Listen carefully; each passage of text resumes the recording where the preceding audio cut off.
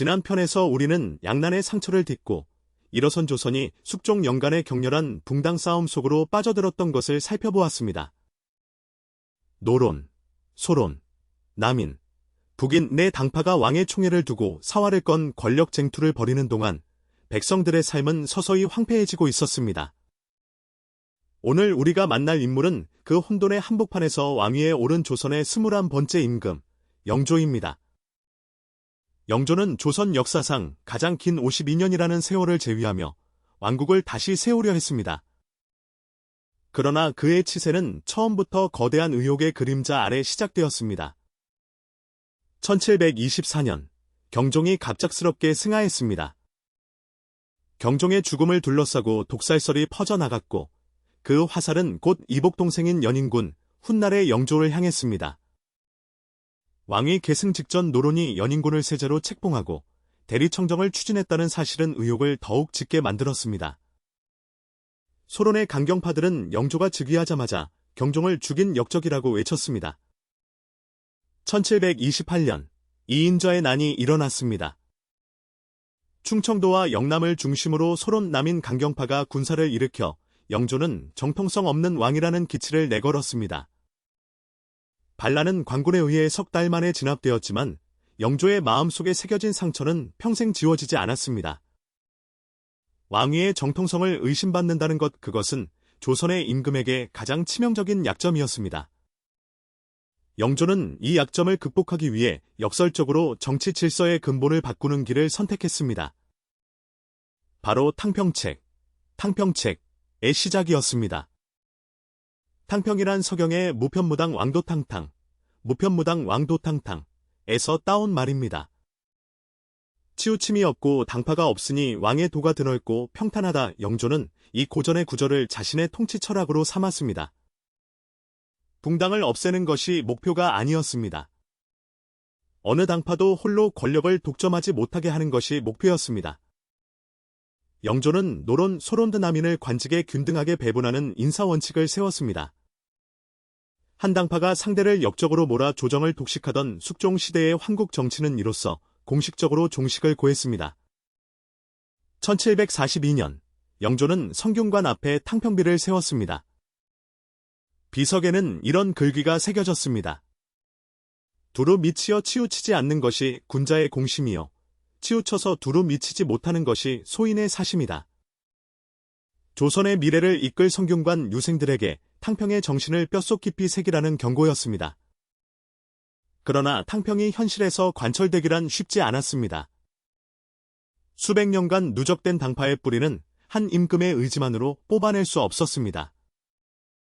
영조는 타협을 거부하는 강경론자들을 조정 밖으로 밀어냈습니다. 반면 온건한 탕평파 각 당파 내에서 협력을 받아들이는 인물들을 적극적으로 중용했습니다. 이를 완론탕평, 완론탕평이라 부릅니다. 이 과정에서 영조는 학문적으로도 탕평의 근거를 마련했습니다. 조선 역대 제왕 중 저술량이 가장 많은 군주로 손꼽힐 만큼 영조는 글을 쓰고 신하들과 경연에서 치열하게 토론했습니다. 탕평의 성과는 조금씩 나타났습니다. 이전 시대에 반복되던 대규모 사화 선비들이 역적으로 몰려 처형되는 사건과 현저히 줄었습니다.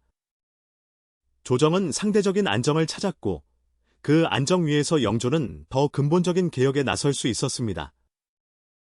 바로 군역 문제였습니다. 군역은 조선 후기 사회 모순의 가장 깊은 곳에 박혀있는 가시였습니다. 조선의 군역 제도는 16세에서 60세 사이의 양인 남성이 군인으로 복무하거나 그것이 여의치 않으면 군포 병역을 면제받는 대가로 내는 배를 납부하는 방식이었습니다. 법령상으로는 연간 배 2필이었지만 현실은 훨씬 가혹했습니다. 먼저 이웃의 군포를 대신 내야 하는 족징과 인증이 있었습니다. 도망자나 사망자의 군포를 살아있는 친족과 이웃이 대신 부담해야 했던 것입니다. 심지어 갓 태어난 아기나 무덤 속 죽은 자에게도 군포를 부과하는 황구첨정과 백골징포 같은 폐단이 만연했습니다. 이런 불합리한 징수 방식은 농촌 공동체를 뿌리째 무너뜨렸습니다. 군포의 무게를 견디지 못한 농민들은 마을을 버리고 떠돌이가 되었습니다. 그러면 남은 가족과 이웃에게 도망자의 몫까지 전가되는 악순환이 반복되었습니다. 당시 군역 문제는 삼정의 문란 중 하나로 꼽힐 만큼 심각했습니다. 조정에서도 이 문제의 심각성을 오래전부터 알고 있었지만 해결책을 마련하기란 쉽지 않았습니다. 핵심 쟁점은 단순했습니다. 군포를 줄이면 국가 재정이 줄어드는데 그 구멍을 어떻게 메울 것인가? 일부는 양반에게도 군포를 부과하자는 호포론을 주장했습니다. 그러나 군역을 면제받는 것이 신분제의 핵심 특권이었던 만큼 양반 관료들의 저항은 거셌습니다. 영조는 수년간 신하들과 논쟁을 이어가면서도 결론을 내지 못했습니다. 그러던 1750년, 결정적인 전환점이 찾아왔습니다. 영조는 직접 창덕궁 앞 광장에 나아가 백성들에게 물었습니다. 군포를 어찌해야 하느냐? 임금이 친히 민심을 구하는 이 장면은 당시로서는 매우 이례적인 사건이었습니다. 백성들의 대답은 한결같았습니다. 군포의 부담을 줄여달라는 것이었습니다. 영조는 결단을 내렸습니다. 군포를 연간 2필에서 1필로 절반 감면하는 균역법을 시행하기로 했습니다. 1750년 9월, 균역법이 공포되었습니다. 줄어든 재원을 보충하기 위해 영조는 여러 보완책을 마련했습니다. 첫째, 결작 토지 한 결당 쌀 2마를 더 거두는 제도로 상대적으로 더 부유한 지주층에게 부담을 분담시켰습니다. 둘째, 어세와 염세 바다와 소금에서 나오는 세금을 강화하여 재원을 확보했습니다. 셋째, 선세 각 포구의 선박에 세금을 부과했습니다. 이와 함께 균역청이라는 전담 관청을 설치해 이 모든 수입을 관리하도록 했습니다. 균역법의 효과는 즉각적이었습니다. 군포 부담이 절반으로 줄면서 농촌의 숨통이 조금이나마 트였습니다. 물론 이후에도 부정부패와 편법 징수가 완전히 사라지지는 않았지만 제도적 근거는 마련되었습니다. 균역법은 단순한 세제개혁이 아니었습니다. 왕이 신분제의 벽에 도전해 양반의 부담을 늘리려 한 시도였다는 점에서 역사적 의미가 큽니다. 비록 호포론이 완전히 관철되지는 못했지만 결작을 통해 토지 소유자, 상대적으로 부유한 계층가 추가 부담을 지게 된 것은 분명한 진전이었습니다. 영조의 치세는 군역개혁에만 그치지 않았습니다. 그는 속대전을 편찬하여 법령을 정비했고 형벌을 완화하는 신형 정책을 시행했습니다. 특히 사형에 해당하는 죄목에 대해 반드시 3번 심리를 거치도록 한 삼복제를 강화했습니다. 또한 동국문헌비고 편찬을 명하여 조선의 문물과 제도를 체계적으로 정리했습니다. 이 시기는 문화와 학문이 번영한 조선 후기의 문예 부흥기로 영조와 정조 시대를 합쳐 영정조 르네상스라고 부릅니다. 그러나 영조의 치세에는 긴 빛만큼이나 깊은 그림자도 드리워져 있었습니다. 1762년 윤 5월, 조선 역사상 가장 비극적인 사건 중 하나가 창경궁에서 벌어졌습니다. 영조가 자신의 아들 세자 이선, 훗날 사도세자로 불리게 될 인물을 뒤주에 가두어 죽인 것입니다. 이모화변. 이 사건은 지금까지도 수많은 의문과 해석을 낳고 있습니다. 공식 기록에는 세자의 비행과 정신질환이 죽음의 이유로 적혀 있지만 그 이면에는 복잡한 당쟁의 역학이 얽혀 있었습니다. 노론은 세자를 소론의 지지자로 간주했고 세자의 즉위는 자신들의 몰락을 의미했습니다.